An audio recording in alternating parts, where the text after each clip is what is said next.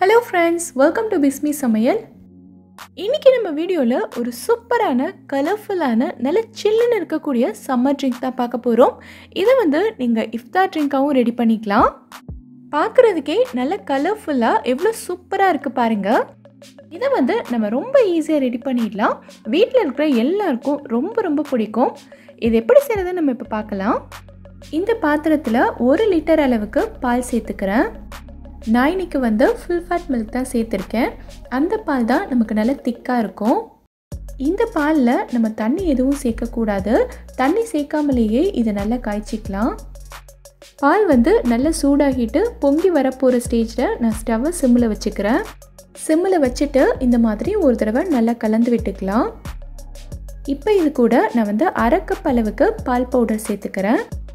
எந்த பிராண்டோட பால் பவுடராக இருந்தாலும் நீங்கள் சேர்த்துக்கலாம். இந்த பால் பவுடர் சேர்க்கறதுனால நம்ம பால் கொஞ்சம் சீக்கிரமாகவே நல்ல திக்காக க்ரீமியாக வந்துடும். இதை நம்ம ரொம்ப நேரம் ஸ்டவ்வில் வச்சு காய்ச்சிக்கிட்டே இருக்கணுன்ற அவசியம் இல்லை. சீக்கிரமாக திக்காயிரும். உங்ககிட்ட பால் பவுடர் இல்லை அப்படின்னா நீங்கள் 15 முந்திரி பருப்பு எடுத்து அதை தண்ணி சேர்த்து நல்ல ஒரு ஃபைன் பேஸ்ட்டாக அரைச்சிடுங்க. அரைச்சிட்டு இந்த பாலோடு சேர்த்து நல்லா மிக்ஸ் பண்ணிவிட்டு நல்லா காய்ச்சினிங்கன்னா இந்த பால் நமக்கு நல்லா திக்காக வந்துடும். அப்படி கூட நீங்கள் பண்ணிக்கலாம். நம்ம சேர்த்த பால் பவுடர் எல்லாமே இந்த மாதிரி நல்ல பாலோட கலந்துச்சு பாருங்கள். இப்போ நான் இது கூட 1/2 கப் அளவுக்கு சுகர் சேர்த்துக்கிறேன். இதில் ஒயிட் சுகர் மட்டும்தான் சேர்க்கணும்னு கிடையாது.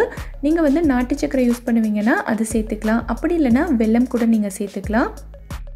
இப்போ பார்த்திங்கன்னா நம்ம சேர்த்த சுகர் எல்லாமே நல்லா கரைஞ்சிருச்சு.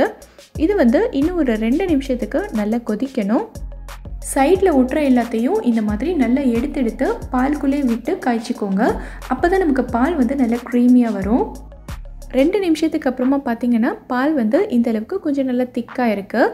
இப்போ நம்ம ஸ்டவ் ஆஃப் பண்ணிக்கலாம். ஸ்டவ் ஆஃப் பண்ணிவிட்டு இந்த பால் நல்லா ஆறுனதுக்கப்புறமா நம்ம ஃப்ரிட்ஜில் எடுத்து வச்சிடலாம். சில்லுன்னு ஆனதுக்கப்புறமா வெளியில் எடுத்துக்கலாம். இப்போ அடுத்ததாக ஒரு பவுலில் 1/2 கப் அளவுக்கு ஜவ்வரிசி எடுத்திருக்கேன். இதை தண்ணி ஊற்றி நல்லா கழுவிக்கலாம். இதில் இருக்க தண்ணி எல்லாத்தையும் இந்த மாதிரி நல்லா ஃபில்டர் பண்ணிக்கலாம். இப்போ ஒரு பாத்திரத்தில் 1 லிட்டர் அளவுக்கு தண்ணி சூடு பண்ணியிருக்கேன். தண்ணி இந்த மாதிரி நல்லா கொதிச்சதுக்கப்புறமா நம்ம கழுவி ஃபில்டர் பண்ணி எடுத்து வச்சுருக்க ஜவ்வரிசியை இதில் சேர்த்துக்கலாம். ஜவ்வரிசியை சேர்த்ததும் இந்த மாதிரி ஒரு ஸ்பூன் வச்சு நல்லா கலந்து விட்டுருங்க. இல்லைனா ஜவ்வரிசி எல்லாமே அடியில் போய் நல்லா ஒட்டிக்கும். இது எல்லாமே நல்லா வெந்து வரணும். இது வேகிறதுக்கு 7லேருந்து 10 நிமிஷம் ஆகும். இடையில அப்பப்போ இந்த மாதிரி ஒரு ஸ்பூன் வச்சு நல்லா கலந்து விட்டுக்கோங்க. இல்லைன்னா ஜவ்வரிசி எல்லாமே அடியில் போயிட்டு ஒட்டிக்கும். நமக்கு அதுக்கப்புறம் எடுக்க வராது. இப்போ பார்த்திங்கன்னா நம்ம ஜவ்வரிசி எல்லாமே நல்லா வெந்து கண்ணாடி பதமாக வந்திருக்கு பாருங்கள். இப்போ நம்ம இதை ஃபில்டர் பண்ணிக்கலாம். வடிகட்டிட்டு நார்மல் வாட்டர் வச்சு இது எல்லாத்தையும் ஒரு தடவை நல்லா கழுவிக்கலாம். இல்லைனா ஒன்றோடு ஒன்று ஒட்டிக்கும். அப்படி ஒன்றோடு ஒன்று ஒட்டிக்குச்சுன்னா அடுத்து நம்ம பாலில் சேர்த்து கலந்து விடும்போது எல்லாமே நல்லா மிக்ஸ் ஆகாது. அங்கங்கே கட்டியாக இருக்கும். ஸோ அதனால் இந்த மாதிரி நார்மல் வாட்டர் அப்படி இல்லைனா ஐஸ் வாட்டர் வச்சு ஒரு தடவை நல்லா வாஷ் பண்ணிக்கோங்க. அடுத்ததாக நம்ம ஜெல்லி ரெடி பண்ணிக்கலாம். இந்த பாத்திரத்தில் நான் 1 லிட்டர் அளவுக்கு தண்ணி சேர்த்துருக்கேன். தண்ணி ஓரளவுக்கு சூடானதும் நான் இன்றைக்கி 7 கிராம் அளவுக்கு அகரகர் எடுத்து இந்த மாதிரி கட் பண்ணி வச்சுருக்கேன். இது உள்ளே சேர்த்துக்கிறேன். இந்த அகரகர் நல்லா கரையணும். இது 2-3 நிமிஷத்தில் நல்லா கரைஞ்சிரும். உங்ககிட்ட அகரகர் பவுடர் டைப்பில் கிடச்சிதுன்னா நீங்கள் அதையே கூட சேர்த்துக்கலாம். அப்படி இல்லைனா உங்களுக்கு ரெடிமேட் ஜெல்லி பவுடர் கிடைச்சாலும் நீங்கள் அதில் கூட ஜெல்லி செஞ்சுக்கலாம். நான் இன்றைக்கி இந்த அகரகர் வச்சு தான் செய்கிறேன். இப்போ பார்த்திங்கன்னா எல்லாமே நல்லா கரைஞ்சிருச்சு. இப்போ இது கூட நான் 1/2 கப் அளவுக்கு சுகர் சேர்த்துக்கிறேன். சுகர் சேர்த்துட்டு நல்லா கலந்து விட்டுக்கோங்க. இதில் வாசனைக்காக ரம்பையில் சேர்ப்பாங்க. அது சேர்த்தோன்னா இன்னும் நல்ல வாசனையாக இருக்கும். என்கிட்ட இல்லாததுனால நான் சேர்க்கலை. உங்ககிட்ட இருந்துச்சுன்னா நீங்கள் கண்டிப்பாக சேர்த்துக்கோங்க. இப்போ பார்த்திங்கன்னா நம்ம சேர்த்த அகரகர் சுகர் எல்லாமே நல்லா கரைஞ்சிருச்சு. நம்ம ஸ்டவ் ஆஃப் பண்ணிக்கலாம்.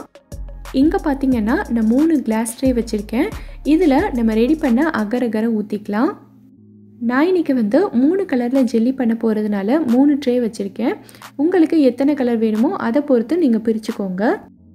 இப்போது இதில் நான் கொஞ்சமாக ரெட் ஃபுட் கலர் சேர்த்து நல்லா கலந்து விட்டுக்கிறேன். ஸோ இது நமக்கு ரெட் கலர் ஜெல்லியாக வரும். இந்த ட்ரேயில் நான் கொஞ்சமாக க்ரீன் ஃபுட் கலர் சேர்த்துக்கிறேன். ஸோ நமக்கு க்ரீன் கலர் ஜெல்லி கிடைக்கும். அடுத்ததாக இதில் பிங்க் கலர் சேர்த்து கலந்து விட்டுக்கலாம். இந்த கலர் தான் சேர்க்கணுன்னு அவசியம் இல்லை, உங்களுக்கு என்ன கலர் விருப்பமோ அதை நீங்கள் சேர்த்துக்கலாம். இது 2 மணி நேரத்தில் நல்லா செட் ஆயிரும். அதுக்கப்புறமா நம்ம கட் பண்ணிவிட்டு ஃப்ரிட்ஜில் எடுத்து வச்சுக்கலாம். இப்போ பார்த்திங்கன்னா நம்ம ஜெல்லி இந்த மாதிரி நல்லா செட் ஆயிருச்சு. இதை குட்டி குட்டியாக நம்ம கட் பண்ணிக்கலாம். இதை வேணும்னா நீங்கள் ஃப்ரிட்ஜில் எடுத்து வச்சு சில்லுன்னு ஆனதுக்கப்புறமா சேர்க்கலாம், இல்லைனா அப்படியே சேர்த்துக்கோங்க. இப்போது இந்த பாலை நான் ஃப்ரிட்ஜிலேருந்து வெளியில் எடுத்துட்டேன், நல்லா சில்லுன்னு இருக்குது. இதை வேற ஒரு பவுலில் மாற்றிக்கிறேன். இப்போ இந்த பாலோட நான் கொஞ்சமாக ரோஸ் மில்க் எசன்ஸ் சேர்த்துக்கிறேன். உங்ககிட்ட ரோஸ் மில்க் சிரப் இருந்துச்சுன்னா அது கூட நீங்கள் சேர்த்துக்கலாம். சேர்த்துட்டு இந்த மாதிரி நல்லா கலந்து விட்டுக்கோங்க. இப்போ இது கூட நான் 10 பாதாம் எடுத்து இந்த மாதிரி குட்டி குட்டியாக கட் பண்ணி வச்சுருக்கேன், இதை உள்ளே சேர்த்துக்கிறேன். சேர்த்துட்டு இந்த மாதிரி நல்லா கலந்து விட்டுக்கோங்க. பாதாம் மட்டும்தான் சேர்க்கணும்னு கிடையாது, பிஸ்தா, முந்திரி இந்த மாதிரி உங்களுக்கு பிடிச்ச எந்த ட்ரை ஃப்ரூட்ஸ் வேணாலும் நீங்கள் கட் பண்ணி சேர்த்துக்கலாம். அடுத்ததாக நம்ம வேக வச்சு எடுத்து வச்சுருந்த ஜவ்வரிசி இது கூட சேர்த்துக்கலாம். இதில் நம்ம ஜவ்வரிசியெல்லாம் சேர்த்து செய்கிறதுனால நம்ம உடம்புக்கு நல்ல குளிர்ச்சி தரும். இப்போ இருக்க இந்த வெயில் டைமில் நம்ம இந்த மாதிரி குளிர்ச்சியான பொருட்களை சேர்த்துக்கிறது ரொம்ப நல்லது. சேர்த்துட்டு இந்த மாதிரி நல்லா கலந்து விட்டுக்கோங்க. இப்போ நம்ம ரெடி பண்ணி வச்சுருக்க ஜெல்லி எல்லாத்தையும் உள்ளே சேர்த்துக்கலாம். இந்த கலர் மட்டும்தான் நீங்கள் சேர்க்கணும்னு கிடையாது, உங்களுக்கு பிடிச்ச எந்த கலர் வேணாலும் நீங்கள் சேர்த்துக்கலாம். பார்க்கறதுக்கு ரொம்ப அழகாக இருக்கும். எல்லாத்தையும் ஒரு தடவை இந்த மாதிரி நல்லா கலந்து விட்டுக்கோங்க. அவ்வளோதான், ஜவ்வரிசி ஜெல்லியெல்லாம் சேர்த்த ஒரு ரெஃப்ரெஷிங்கான இஃப்தார் ட்ரிங்க் இப்போ ரொம்ப சூப்பராக ரெடி ஆயிடுச்சு. இதை இப்போ நம்ம சர்விங் கிளாஸ்க்கு மாற்றிக்கலாம். இந்த ரெசிப்பியை நீங்களும் ட்ரை பண்ணி பாருங்கள். ட்ரை பண்ணிவிட்டு எப்படி வந்ததுங்கிறத கீழே இருக்கக்கூடிய கமெண்ட் பாக்ஸில் எனக்கு சொல்லுங்கள். இந்த ரெசிப்பியை நீங்கள் ட்ரை பண்ணி பாருங்கள். இதே மாதிரி நிறைய இஃப்தார் ரெசிபீஸ் நம்ம சேனலில் ஏற்கனவே வீடியோஸ் போட்டிருக்கோம். அந்த ரெசிப்பியையும் நீங்கள் ட்ரை பண்ணி பாருங்கள். ட்ரை பண்ணிவிட்டு எப்படி வந்ததுங்கிறத கீழே இருக்கக்கூடிய கமெண்ட் பாக்ஸில் எனக்கு சொல்லுங்கள். இந்த வீடியோ பிடிச்சிருந்தா லைக் பண்ணுங்கள், உங்கள் ஃப்ரெண்ட்ஸ், உங்கள் ஃபேமிலி மெம்பர்ஸ் கூட இந்த வீடியோவை ஷேர் பண்ணுங்கள். மறக்காமல் நம்ம பிஸ்மி சமையலுக்கு சப்ஸ்கிரைப் பண்ணிவிட்டு பக்கத்தில் இருக்கக்கூடிய பெல் ஐக்கானையும் கிளிக் பண்ணி அதில் ஆல்ங்கிற ஆப்ஷனையும் செலக்ட் பண்ணுங்கள். தேங்க்யூ.